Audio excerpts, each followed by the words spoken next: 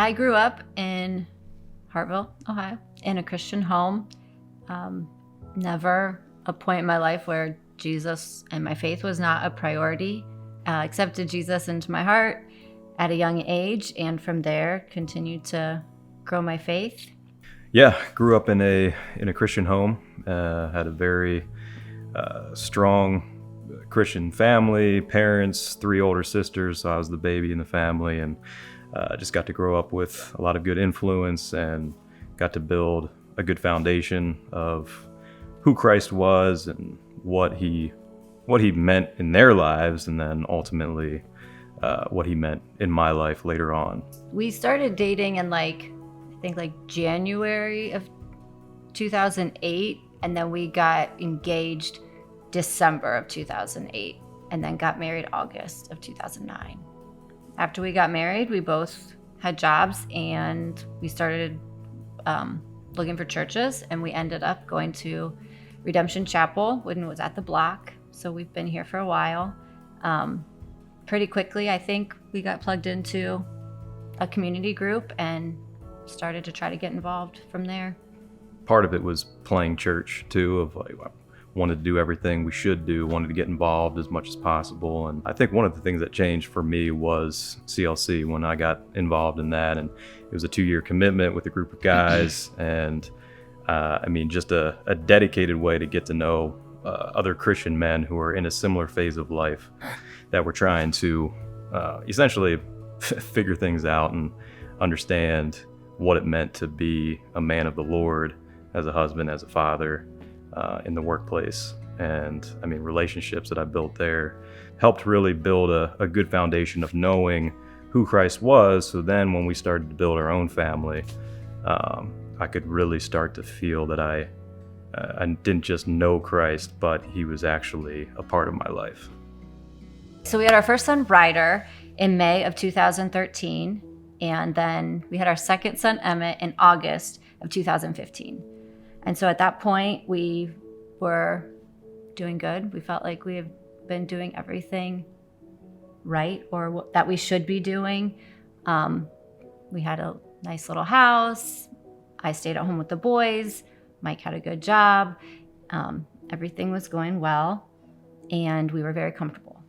And then our oldest son, Ryder, started having headaches. So Sarah took him for a test, and I was actually on a work trip.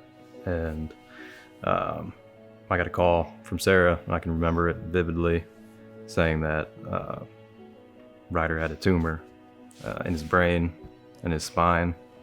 And I remember driving in New York City traffic and almost crashing the car, and couldn't believe that it was happening. And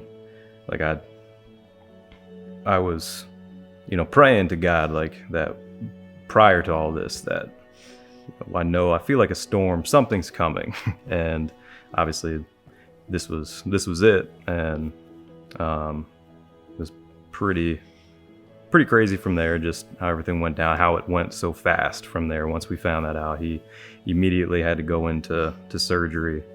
And 5 surgeries later, they were able to really get everything done as far as getting the tumor out, getting a couple other surgeries that he had to get done back in his spine and his head, and to put a shunt in, a few other things. And they got 95% of the tumor out, but because of where it was on the brainstem, they couldn't get all of it, so they had to leave some there.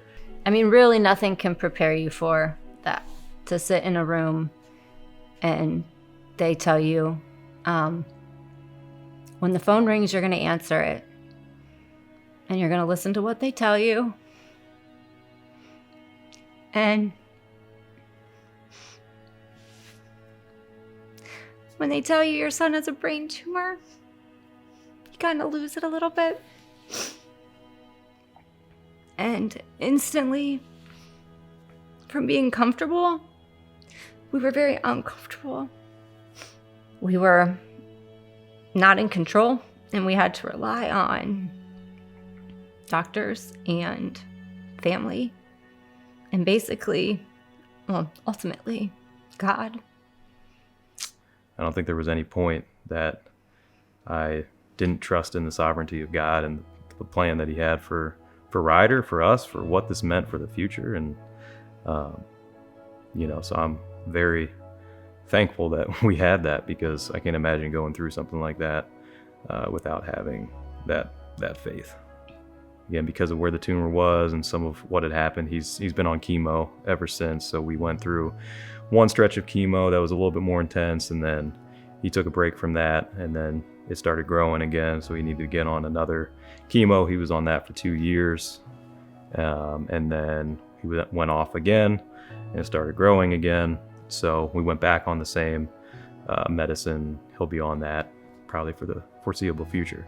So it's one of those things where I think, God knows, like, we are susceptible to getting comfortable. And this is something that doesn't allow us to fall back into that comfort, because we know that we need to continuously trust in God's plan and that He's got a purpose for what it is, because we never know. I mean, it could start growing again tomorrow, and but we trust that God is in control of the situation, and we can leave that up to Him.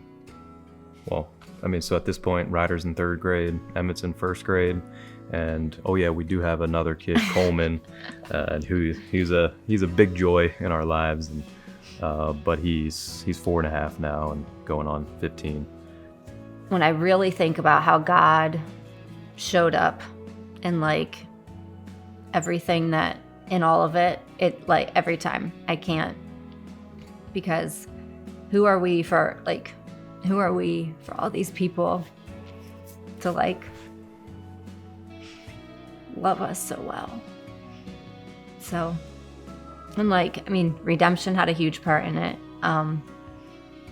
Visitors, meals, just helping out, lifting us up in prayer. I know they even had a prayer night at the church one night for us.